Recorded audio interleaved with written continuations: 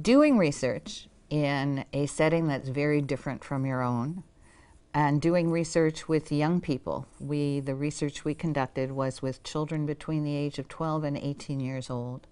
And then on top of that, doing research on a topic where many of those young people who were participating in our research had a direct experience of a parent, a relative, a friend who had become infected with HIV and who had died. All of those things mean that you have certain ethical issues that may not come in to what I would call an easier research project. We had to be aware, for one of the first things we struggled with was the issue of consent. When you do research with young people in this kind of age range, in most cases you think first of getting parental consent and then assent from the young person to participate in the research. However, an early thing that we encountered was the fact that many of those young people who would be part of the research project had no parents. Their parents had died. Some of those young people were heads of household themselves at 14, 15, and were caring for younger children. As we spoke to teachers and community members, they said, if you ask for parental consent or guardian consent, who is the guardian of this young person, you're immediately holding out those young people who have been directly affected by HIV as different from other children. The other young people will be able to get their parents to consent, but these won't, and that it'll be a big process of finding who can consent. The other thing they raised was that many of them didn't have a formal guardian. In fact, none of them had formal guardians. And informal guardians might be actually a cluster or a network of people who looked after them. So who was going to give consent?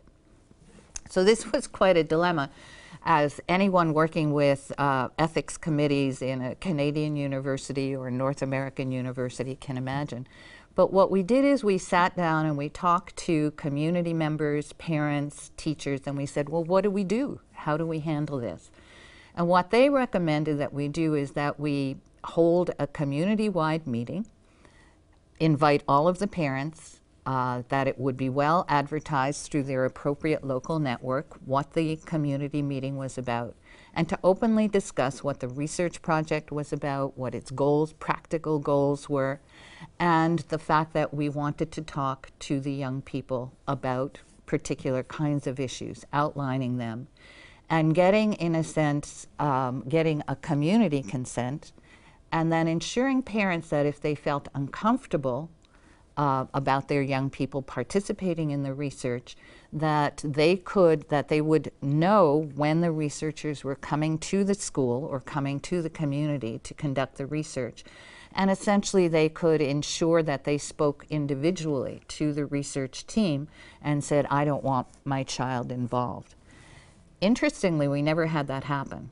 We had a huge amount of enthusiasm for the project. In fact, that created some problems for the evaluation design, which we can talk about later. But it meant that we respected, in a sense, the privacy of the children who may not have had a parent or a formal guardian. It was accepted by our local ethics committee here at the University of Windsor. And it meant that the children could essentially then go through their own consent procedures, that the adults in the community were willing to give them, in a sense, the power and the trust to make their own decision. For this particular project, and actually for many of my projects, I use a conceptual framework that's referred to as scripting theory. I find when I'm doing research on sexuality that scripting theory works particularly well. And essentially what that does is it understands sexuality as occurring, or sexual activity as occurring within a framework, within a script. We have norms, we have rules about sexual behavior that includes who, what, where, when, and there's a particular sequencing of events, although some of our contemporary media challenges the sequencing of those events.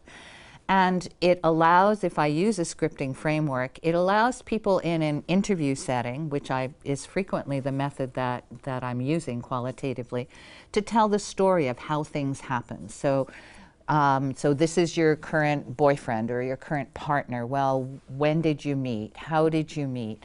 How did that relationship evolve? How did it move from just, oh, I see someone and I'm attracted to them, to being a relationship where sexual activity is involved?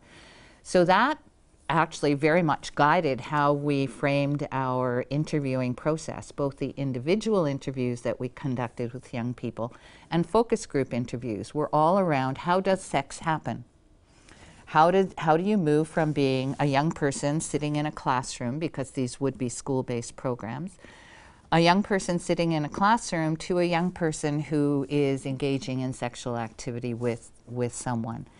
And young people very quickly came forward with, well, there's this situation and there's that, and I see a boy and I have a friend send him a note, and then we will meet under these circumstances, or I'm out fetching wood, and it goes on, and multiple stories are told.